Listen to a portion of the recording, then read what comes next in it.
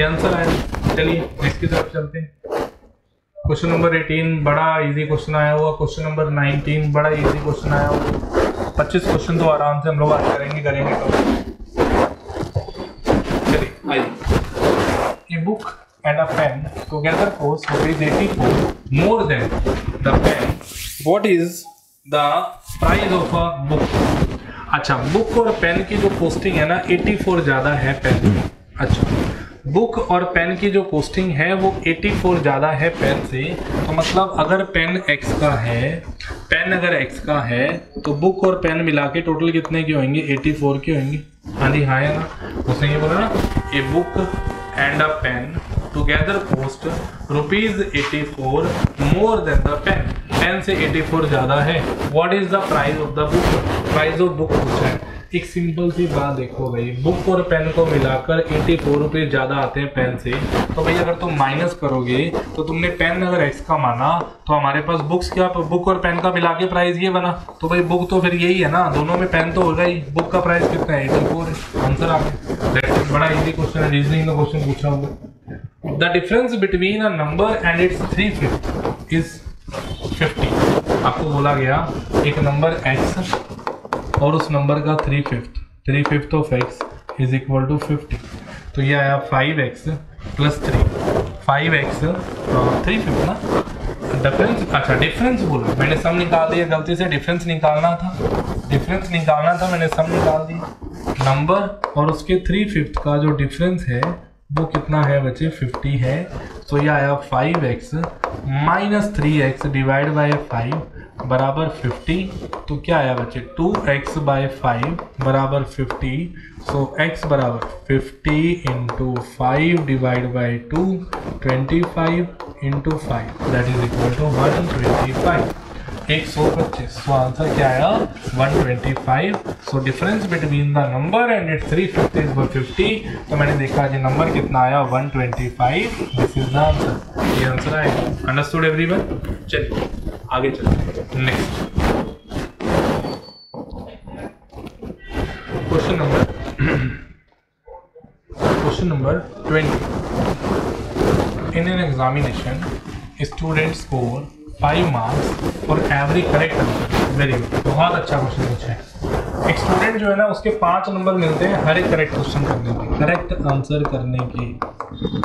Answer देने के उसको कितने नंबर मिलते हैं? 5 नंबर मिलते हैं +5 and loses 2 marks for every wrong answer. हर एक रॉन्ग आंसर के, गलत आंसर के उसके एज अ पेनल्टी कितने नंबर चले जाते हैं? -2 एज अ रॉन्ग मार्क चले जाते हैं। If he attempts all the 50 question, सारे के सारे क्वेश्चन उसने अटेम्प्ट किए और उसके नंबर कितने आए? 124 आए। अच्छा, सारे के सारे क्वेश्चन अटेम्प्ट किए और नंबर आए 124। तो वही देखो क्या तरीका है, मैं अपने तरीके से बताऊँ, मुझे नहीं पता क्या ये क्वेश्चन बनाते हो क्या नहीं बनाते हो।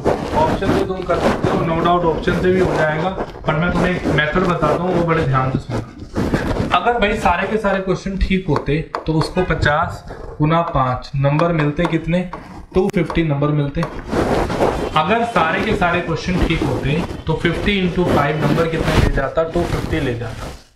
उसने हर एक नंबर, आपके पास 2 नंबर का नुकसान हुआ उसको, तो एक सिंपल सी बात है भाई, उसको अगर सारे के सारे ठीक होते नंबर मिलते 250, उसके नंबर आए कितने हैं बच्चे? 124 नंबर आए हैं। तो नुकसान कितने का हुआ? 6 का। आपके पास 4 में से 2 गया 2 का, है ना, तो 1 में से 1 गया 1 का, ये लॉस हुआ 126 का, उसको लॉस हुआ। तो भाई 126 का लॉस हुआ, टोटल लॉस हुआ। तो अब एक क्वेश्चन गलत होने के पीछे सोचते हैं कितने का लॉस होता है। अगर एक क्वेश्चन गलत हो जाता है तो जो ठीक करने के 5 मार्क्स मिलने थे वो तो गए चले, ठीक करने के 5 मार्क्स मिलने थे वो तो गए चले, वो नुकसान हो गया। प्लस में 2 मार्क्स आपके सही वाले स्कोर में से भी चले गए, तो टोटल एक क्वेश्चन गलत करने के पीछे 7 नंबर का नुकसान होता है, 7 मार्क्स का लॉस होता है। तो एक रॉन्ग क्वेश्चन के पीछे 7 मार्क्स का लॉस होता है, तो number of wrong questions attempted by him पता लग गया 126/7 18। 18 रॉन्ग क्वेश्चन उसने किए। अगर उसने 18 रॉन्ग किए तो करेक्ट कितने किए 32। और उसने 18 रॉन्ग किए 18 रॉन्ग किए तो करेक्ट कितने किए 32। This is the answer. मैंने क्या किया कि एक क्वेश्चन गलत होने के पीछे जो 5 नंबर मिलने थे वो भी नहीं मिलेंगे, और 2 नंबर जो आपके रॉन्ग के चले गए वो भी एज अ नेगेटिव मार्किंग चले गए। तो लॉस हुआ टोटल 7 का।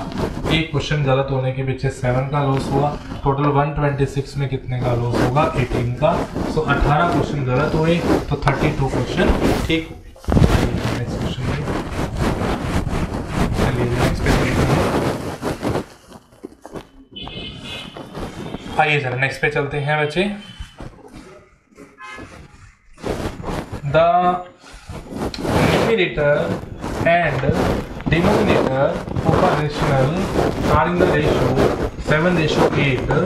If 10 is subtracted from numerator and denominator, then the resulting number is ratio is 2/3. आपको बोला गया the numerator of the original number is, आपको बोल रहा है कि न्यूमरेटर और डिनोमिनेटर की रेशियो दे रखी है। क्या रेशियो दे रखी है 7:8, मतलब 7:8 में 2 नंबर पड़े हैं, दोनों में से 10-10 गया, दोनों में से 10-10 गया, और रेशो कितनी बन गई 2:3। अरे भाई बिल्कुल इजी क्वेश्चन डाल दिया, करवाया हुआ क्वेश्चन है। आपको क्या करवाया था, आप देखिए दोनों जगह से 7 में से 2 गया 5 पार्ट का लॉस, 8 में से 3 गया 5 पार्ट का लॉस, तो दोनों जगह पे 5 पार्ट का लॉस हो रहा है। मेरे हिसाब से 5 पार्ट, उसके हिसाब से 10, तो एक पार्ट की वैल्यू 2 आ गई, और अगर एक पार्ट 2 आ गया तो 7 पार्ट हमारे 14 आ गए, 8 पार्ट हमारे 16 आ गए। सो हमारा न्यूमरेटर कितने का आया 14 का। This is answer. न्यूमरेटर हमारा 14 का आया, दिस इज आंसर। ये आंसर आया हमारा। नेक्स्ट क्वेश्चन पे अगर चले, नेक्स्ट क्वेश्चन अगर लेके चले, नेक्स्ट क्वेश्चन में क्या दे रखा है, नेक्स्ट क्वेश्चन को अगर लें तो उसमें हमारे पास स्टेप लिखा हुआ है the least number to be multiplied by 17640 so that the resulting number is a perfect square। बच्चे ये परफेक्ट स्क्वायर वाला जो टाइप है ना, आपको समझ आना चाहिए। परफेक्ट स्क्वायर कब बनता है, जब हर एक डिजिट अपने आप को 2-2 बार रिपीट करता है ना, तभी हमारे पास मैथ्स में परफेक्ट स्क्वायर बनता है। जब हर एक डिजिट अपने आप को 2-2 बार रिपीट करता है तभी हमारे पास परफेक्ट स्क्वायर बनता है। सो अगर हम यहाँ पे देखें तो परफेक्ट स्क्वायर की बात हो रही है ना, परफेक्ट स्क्वायर अगर देखें तो परफेक्ट स्क्वायर अगर लेके चले, मैं एक परफेक्ट स्क्वायर बना के दिखाता हूँ आपको ताकि आप समझ पाएँ चीज़ों को। भाई आप देखिए ज़रा, इस केस में मान लो 144 है, मान लो 144 है। अगर मैं 2 पे करता हूँ 72 आया, 2 पे करता हूँ 36 आया, 2 पे करता हूँ 18 आया, 2 पे करता हूँ 9 आया, 3 पे करता हूँ 3 आया, 3 पे करता हूँ 1 आया। तो ये 2 बार आ रहा है परफेक्ट स्क्वायर, ये 2 बार आ रहा है परफेक्ट स्क्वायर, ये 2 बार आ रहा है परफेक्ट स्क्वायर। तो मतलब एक नंबर अगर अपने आप को 2-2 बार लेके आता है तो ही वो क्या बनता है परफेक्ट स्क्वायर बनता है। इसी वजह से 144 क्या है बच्चे परफेक्ट स्क्वायर है, क्योंकि हर एक डिजिट इसमें 2-2 के पेयर के अंदर ही आएगा। तो 17640 के अंदर भी ऐसा होना चाहिए, 17640 के अंदर भी ऐसा होना चाहिए।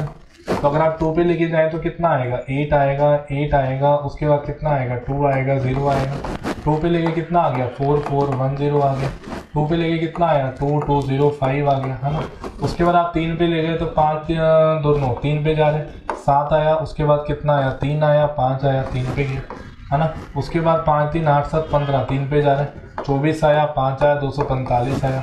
फिर आप इसको ले गए तो 5 4 9 2 11, 3 पे नहीं जाएगा, 5 पे जाएगा, 5 पे ले गए तो कितना आया 49 आ गया, ये 7 आ गया, ये 7 आ गया, 7 आ गया। तो मतलब ये डिजिट 2 बार आ रहा है, ये डिजिट नहीं आ रहा है यहाँ पे 2 बार, ये डिजिट 2 बार आ रहा है, ये डिजिट 2 बार आ रहा है। तो एक तो हमें 2 चाहिए इसके अंदर और एक हमें 5 चाहिए, तो ओवरऑल हमें क्या चाहिए 10 चाहिए, ओवरऑल 10 चाहिए। तो रिजल्टिंग नंबर हमें अगर इसको 10 से मल्टीप्लाई कर दें तो ये नंबर क्या बन जाएगा हमारा एक परफेक्ट स्क्वायर नंबर बन जाएगा, परफेक्ट स्क्वायर नंबर बन जाएगा अगर हम इसको 10 से मल्टीप्लाई कर दें तो। चलिए आगे चलते हैं बच्चे, नेक्स्ट चलते हैं,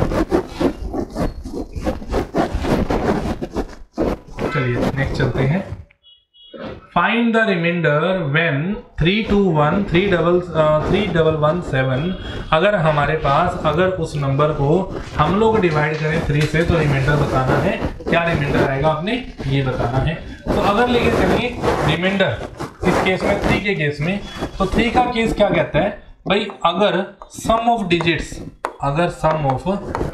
जो हैं वो 3 से डिवाइड हो जाएं तो वो नंबर भी 3 से डिवाइड होता है और जो रिमाइंडर आता है वही हमारा एग्जैक्ट रिमाइंडर होता है।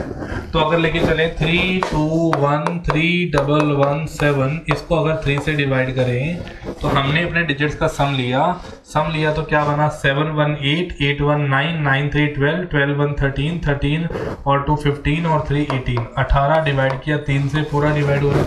तो रिमाइंडर क्या आएगा बच्चे 0 ये रिमाइंडर आएगा।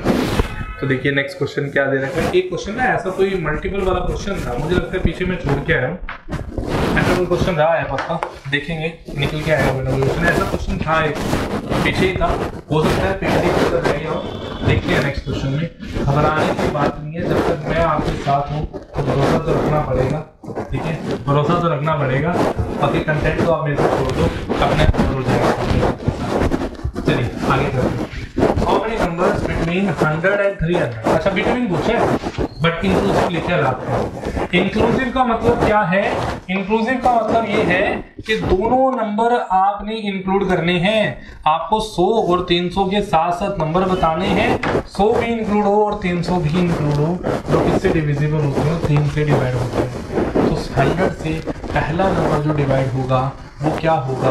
100 के बाद जो पहला नंबर डिवाइड होगा दैट विल बी 102 और लास्ट नंबर क्या होगा? 300। सो अगर तो आप APGP जानते हो तो आप डायरेक्ट इस क्वेश्चन का आंसर निकाल सकते हो। आप क्या करेंगे, इसमें फॉर्मूला लगाएंगे TN = A + n-1 × D। TN 300, A 102, n-1 × D कितने का? 3 का डिफरेंस चलेगा। अगर आप लेंगे तो माइनस होगा, माइनस हुआ तो 8 आया, ये आया 9, ये आया 198 बराबर n-1 × 3। 3 हुआ डिवाइड, n-1 बराबर 66 और n बराबर कितना आया? 67। तो 67 नंबर ऐसे होंगे जो किससे डिवाइड होंगे? आपके पास पूरा सही डिवाइड किया ना मैंने? यही है बिल्कुल। डिवाइड करेंगे 66 आएगा, n की वैल्यू कितनी आएगी? 67। तो मतलब नंबर्स कितने होंगे? 67 होंगे। This option is wrong, this option is wrong, this option is wrong, this is the answer. एक और तरीका बताता हूँ आपको ये निकालने। ये तरीका तो हमारा बिल्कुल बेसिक तरीका था। एक और मेथड क्या बन जाता है कि आप ना 1 से लेके 300 तक सारे नंबर्स निकाल लो। आप क्या करिए, 1 से लेके 300 तक सारे नंबर निकाल लीजिए। उसमें से आप 1 से लेके 100 तक के नंबर माइनस कर दीजिए।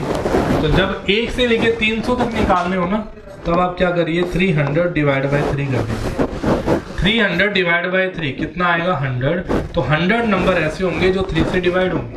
समझे मेरी बात को? फॉर एग्जाम्पल मैं आपको बोलूँ कि 1 से लेके 1000 तक ऐसे कितने नंबर है जो 5 से डिवाइड होते हैं। तो आपने क्या करना है, 1000 डिवाइड बाई 5 कितने होंगे? 200। 200 नंबर ऐसे होंगे जो डिवाइड होंगे 5 से। बट कंडीशन ये है कि 1 से स्टार्ट होना चाहिए, इसीलिए मैंने 1 में कन्वर्ट किया। 1 से लेके 300 निकालो, 1 से 300 निकालोगे, 300 बाई 3 किया, 100 आया। यहाँ पे क्या करना है, 100 डिवाइड बाई 3 करोगे। पूरा तो डिवाइड होता नहीं, जितना होता है उतना ले लो। 3 3 = 9, 3 3 = 9, तो ये आया 33। तो 100 minus 33 that is equal to 67। 67 number ऐसे होंगे जो डिवाइड होंगे। So the answer will be D option. D option is the right answer. D option is the right answer. मैं एक और एग्जांपल लिखता हूँ ताकि आप लोग समझ पाएं, चीज़ों को कर पाएं, क्या है कंसेप्ट वो समझ पाएं आप। तो देखिए जरा, लेट सपोज मैं आपको बोल दूं ऐसे नंबर बताओ।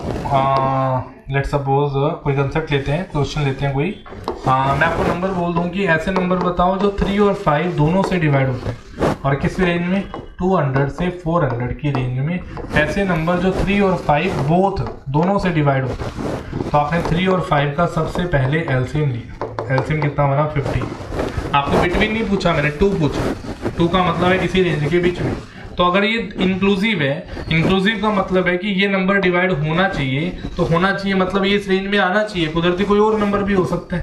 तो आप 1 से लेके 400 तक सारे नंबर ले लो, उसमें से 1 से लेके 199 तक आप नंबर क्या कर दो, माइनस कर दो, तो बचे हुए जो नंबर होंगे ना, वो जो होंगे 200 से 400 तक नंबर होंगे, वो किससे डिवाइड होंगे, आपके पास डिवाइड होंगे 3 और 5 से। तो 1 से लेके 400 कैसे निकालेंगे, 400/15, अगर सोल सम किया 15 1 ज़ा 15, 15 2 ज़ा 30, या 100, 15 6 ज़ा 90, या 199 डिवाइड बाई 15, 15 1 ज़ा 15, 49, 15 2 ज़ा 30, 15 3 ज़ा 45।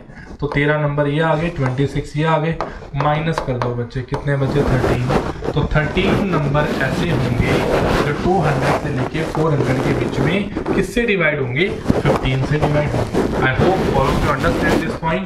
इस कंसेप्ट में, इस क्वेश्चन में आज के बाद कभी कोई गलती मत कर देना, अगर अभी तुम गलती करोगे तो तुम लोगों के सुनोगे, ध्यान, ठीक है। चलो आगे। What is the largest prime factor of 255? Largest prime factor of 255. आपने लार्जेस्ट प्राइम फैक्टर बताना है, किसका बची, 255 का। लार्जेस्ट प्राइम फैक्टर्स ऑफ 255, तो देखिए जरा, 255 के फैक्टर बनाए तो कितना है, 255 के फैक्टर बनाए तो कितना है, 5, 51, 3, 17, 1। तो आप देखिए 5 तो आएगा नहीं इस पॉइंट पे, क्योंकि लार्जेस्ट फैक्टर पूछा है, प्राइम नंबर ये भी नहीं है, लार्जेस्ट तो नहीं है, प्राइम तो है दोनों, लार्जेस्ट नहीं है। सबसे बड़ा नंबर 17 है, तो 17 प्राइम फैक्टर पूछा, लार्जेस्ट फैक्टर पूछा तो अलग बात, उसे प्राइम फैक्टर। तो प्राइम फैक्टर का आंसर, लार्जेस्ट फैक्टर पूछा होता तो फिर आंसर क्या होता, 255 होता, ये आंसर होता। So D option is the right answer. सबको समझ आ गया होगा। आज की क्लास में 25 क्वेश्चन बहुत हैं, ठीक है। आज की क्लास यहीं तक कंटिन्यू होगी, आगे का सेशन फिर से आपके साथ मुलाकात होगी, ठीक है।